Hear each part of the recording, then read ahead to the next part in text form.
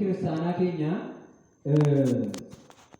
akka gogee yookaan akka gogeetti yookaan akka risaatti samii keessa kan balali'u jettee waamti. Akka maalitti? Akka risaatti samii keessa balali'ee iccitii Sillaasee samii keessa jiru hiikee bittinneessee akka kiristaanotaaf galutti barreessee kan ol ka'e abbaa addaati, qulqulluu addaati. Bara jireenya isaa guutuu qulqullummaadhaan jireenya durbummaatiin jireenya Kiristoos jiraate Kiristoosiin fakkaatee kan argame qulqulluu gifni isaaf hin argamnedha. Abbaan keenya qulqulluu Yohaannis isatu barreesse. Maal jedhee Waaqayyoon akkas jedheeni mul'ata Yohaannis boqonnaa 3ffaa irratti lakkoofsa 1 irraa kaastanii naa dubbistan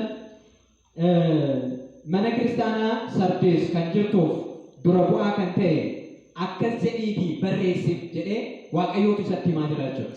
ለሰርዴስ ቤተ ክርስቲያን አለቃ እንዲህ ብለህ ጻፍለት jedhee akkasitti barreesse.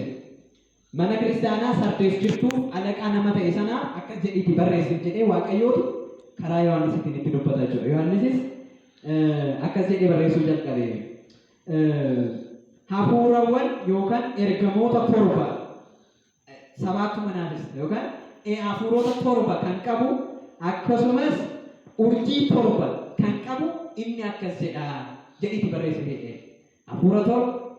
Hafuurri torba kun egaa manni kiristaanaa keenya ergamoota qulqulloota hangafoota torban jettee hiiktee sadarkaalee qulqullummaas jettee yeroo isheen itti hiiktu jira yeroo garagaraatti jechuudha. Kanaaf akkas jedhiitii barreessite jedheen. Sana booda akkas jedha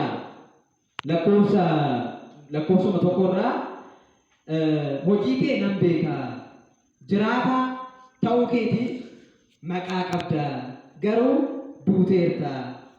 Egaa kana booda bakkuma jirtutti jabaadhuu dhaabbadhu. Lakkoofsa sadirraa immoo waggaa dubbistan gaabbiis galii. Gaabbii galuudhaa yoo baatte garuu akka tasaatan sitti dhufa. Yeroon sa'aatiin ani sitti dhufu hin beektu. Kanaaf ati yeroo ammaa kanatti maqaa qabda. Maqaan kan kee maqaa guddaadha. Garuu maal taateerta? Duuteerta jedhee abbaan keenya Yohaannis karaa isaatiif dura bu'aa yookaan itti gaafatamaa bulchaa mana kiristaanaa Sardees kanaaf kenne jechuudha. Waa'ee sagalee isaatiif maqaan isaa kan galatoomee kabajamee nuuf haa ta'u. Kanaafuu kan dubbataa jiru Waaqayyoodha. Kan barreessaa jiru Yohaannisidha. Kan itti dubbatamaa jiru immoo eenyudha?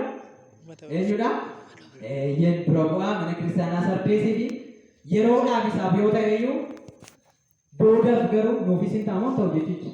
Hin ta'amoo ta'u nuufis hin ta'a. Maaliif nutis kiristaanota. Inni kiristaana ture nutis kiristaanota. Inni mucaa Kiristoos ture nus mucaa Kiristoosidha. Kiristoosidhaan kiristaana jedhamneerra. Nutis maqaa qabna. Maqaa kanaan garuu akka hin duuneef Waaqayyoon nu haa gargaaru dhugumaan. Maqaa qabna moo qabna nuti hundi keenya? Maqaa qabna. Maqaa qabaachuu keenya kanaan garuu akka hin duuneef maqaa qabda. Garuu maal taateerta? Maal garaa isin qabde natti fakkaata. Maqaa qabda garuu maal taateerta? Duuteerta. Kanaaf barumsa keenya keessatti waa lama ilaallee barumsa keenya goolabna. Inni jalqabaa maqaa maal akka ta'e waliin ilaala. Maqaa fi du'a kan jedhu. Maqaa fi maali? Du'a jechuudha. Kanaaf konseptiiwwan lamaan yookaan yaadrimeewwan lamaan kana yoo xiqqaate hin irraanfatina. Maqaa qabda garuu maal taateerta? Duuteerta. Yaadrimee kanaan lamaan irratti waliin mari'anneetu barumsa keenya goolabna. Egaa maqaan akkuma barumsa addunyaa keessatti beeknu maqaan waan ibsu waan wayii kan bakka bu'uudha.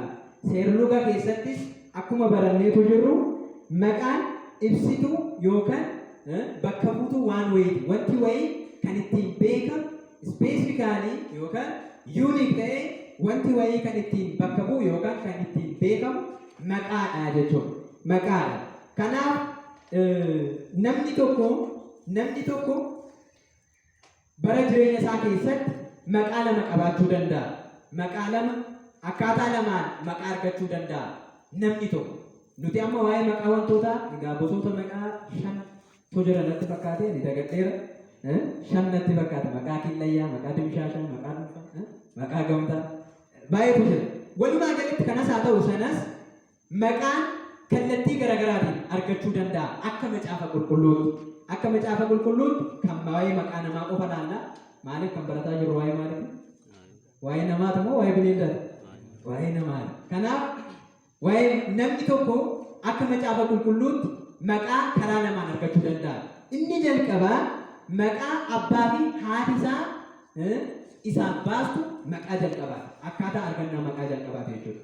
Maqaan namni tokko maqaa akka hawwii abbaa fi haadha isaatti, akka fedhaa fi jaalala abbaa fi haadha isaatti, abbaa fi haadha isaatirraa maqaa barbaade, maqaa isaaniitti tole mucaa isaatiif baasuu danda'u. Abbaa fi haadha isaatirraa maqaan argatu maqaa isa jalqabaati. Inni lammaffaan immoo akkaataan moggaasa maqaa namni tokko akka seera macaafa qulqulluutti ergamaadhaan ajajamee yookaan ergamaadhaan oduu misiraachoo itti himamee maqaa mucaa keetii kana jedhii moggaasuuf jedhee akkasitti maqaan kan mogga'eef jira. Jira moo jiru? Akka seera macaafa qulqulluutti jira. Baay'ee isaanii beeku. Fakkeenyaaf yoo fudhattan qulqulluu Yohaannis cuuphaa gaafa fudhattan qulqulluun Gabri'eel Zakkaariyaasii fi Elsaabeet bira dhufee Zakkaariyaas ilma dhiiraa ni argatta. Maqaa isaas eenyuutaan Yohaannis jettee waamta. Kanaaf maqaa Yohaannis jedhu kana akka isaan moggaasan kan eeyyame eenyudha? Zakkaariyaas immoo Gabri'eel jechuudha. Gabri'eel. Kanaaf ergamaarraa ergamanii kan maqaan ba'eef jira. Maqaan ba'eef jira jechuudha. Kanaaf namni karaa lamaan argachuu danda'a akka seera macaafa qulqulluutti. Kanaaf maqaan abbaa fi haati keenya akka fedha isaanii akka hawwii isaanii gara fuulduraatti nuuf baasan jira. Akkasumas immoo maqaan qulqulloonni ergamootarraa waaqayyoorraa fedha isaa ta'ee isaaniif ba'ee jira jechuudha. Kanas akka irraanfanne. Inni biraa egaa sa'aatii keenyatti fayyadamuudhaaf waan dabarree saffisnee deemuun keenya dirqama waan ta'eef dafnee deemuu qabna.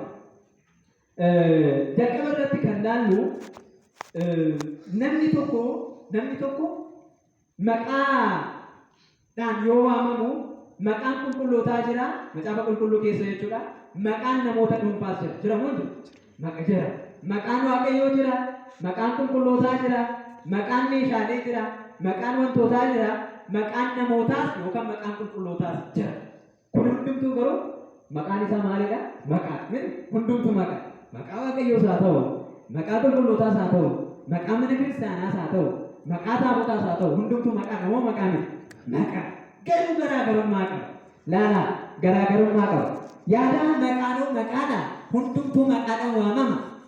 Hundumtuu maqaadhaan waamama. Garaagarummaa maqaawwan kanneenii maali yookaan jennee maqaan keenyaa fi maqaan qulqullootaa fi maqaan waaqayyoo garaagarummaa qaba. Qaba moo qaba? Namni tokko biyya lafaa kana irratti fayyisaa ta'ee waamamuu danda'a.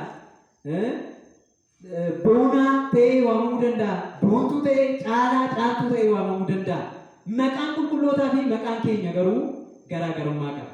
Garaagarummaan isaa waan nama qabachuun baay'ee barbaachisaadha. Inni jalqabaa maqaan qulqullootaa fi maqaan waaqayyoo sirriidhaan hojii isaa kan bakka bu'e. Sirriidhaan hojii isaa maal kan ta'e kan bakka bu'e. Keenyoo kan bakka bu'uu baachuu danda'a. Fakkeenyaaf namni tokko maqaan isaa jalqaba abbaa fi haati isaa fayyisaa isaaf baasuu danda'u. Garuu amala jiree guddina isaa keessa amala badee namni kun fayyisaa osoo hin taane ajjeesaa ta'uu danda'u. Maaliin callisan? Ajjeesaa ta'uu danda'u. Hin danda'a. Tole ammas immoo namni tokko ganama daa'imummaadhaan yookaan dhalatu lalisaa ta'ee moggaafamuu danda'a. Namni fayyisaan jira garuu as keessa namni maqaa fayyisaa ifama. Waa'ee maqaa waan barachaa jiru egaa isinii akka hin taane beekaa. Fuulduraafis maqaa kaasaa waan jiruuf akkanatti mufan. Fakkeenyaaf kaasaa jirra jechuudha. Kanaaf namni maqaa lalisaa akkuma jiraatan dhiifama nuuf godha. Kanaaf jalqaba maqaan abbaa fi haati isaa isaaniif baasan lalisaa ta'ee booda garuu guddataa deemee amala badee namni kun goggogsaa ta'uu danda'u. Danda'amuu danda'u beekamaan maali namni ispeesifikaali bakka bu'uu danda'a. Akka hojii keenyaatti bakka bu'uu baachuu danda'a. Akka hojii keenyaatti maqaan nuuf mukkeessu exactly nu bakka bu'uu danda'u dhiisuu danda'a. Danda'amuu danda'u hin danda'a. Fakkeenyaaf maqaan qulqullootaa garuu ispeesifikaali sirriitti bakka isaan bu'uu kan danda'u. Fakkeenyaaf maqaa Waaqayyoo Iyyesuus yoo jennu Iyyesuus jechuun maal jechuudha? Maal jechuudha? Qoricha jechuudha. Akkuma kana immoo gooftaan keenya Yesuus Kiristoos samiirraa gad bu'ee durboo Maariyaam irraa dhalatee addunyaa hundaaf qoricha ta'e moo taane? Ta'e moo taane? Kanaaf bakka bu'ee moo bakka bu'u? Bakka bu'eera. Itti aansee madaanee aalam jennaan. Madaanee aalam jechuun maal jechuudha? Maal jechuudha? Bakka fayyisaa addunyaa jechuudha. Akkuma kana immoo guyyaa jimaataa qaraanioo irratti fannifamee dhiiga isaa qulqulluu foon isaa qulqulluu nuuf kennee addunyaa hundaa fayyisa moo fayyisa? Kanaafuu addunyaa hundaa kan fayyisa eenyudha? Ispeesifikaali daayireekti bakka bu'uu danda'a jechuudha. Maqaan qulqullootaa. Kan durboo Maariyaamis akkasuma. Durboo Maariyaam jechuun mariitira mangista samayaa. Gara mootummaa Waaqayyootti geggeessite kan nama galchitu jechuudha. Durboo Maariyaam jechuudha. Akkuma kana immoo Maariyaamis hoggaa fudhattan Waaqayyoon karaa isheetiin dhufee karaa isheetiin foon isheerraa foon lubbuu isheerraa lubbuu fudhatee karaa isheetiin nama ta'ee namni gara gannataa gale moo galle? Galeera. Maaliif? Dhiigni gannata bane sun dhiiga gooftaa keenya Yesuus Kiristoos achitti fe'atamee deemaadhaaf kenname balballi gannataa ittiin baname sun durboo Maariyaam irraa kan fudhatame kun dhiba jechuudha. Kanaafuu mariitina mangista samayaa gara mootummaa Waaqayyootti qajeelchite kan nama galchitu. Kanaaf kallattiidhaan bakka bu'uu kan danda'udha jechuudha maqaan qulqullootaa. Inni biraa lammaffaan maqaan isaanii maqaan qulqullootaa maqaan Waaqayyoo hojii hojjeta. Hojii hojjeta. Inni jalqabaa qabadhaa. Maqaan keenyaa fi garaagarummaa maali? Anoo maqaan qaba isaanis maqaa qabu. Maali rakkoon isaa jettanii akka maqaa qulqullootaa gadi hin buusnee fi kana beekuun baay'ee barbaachisaadha.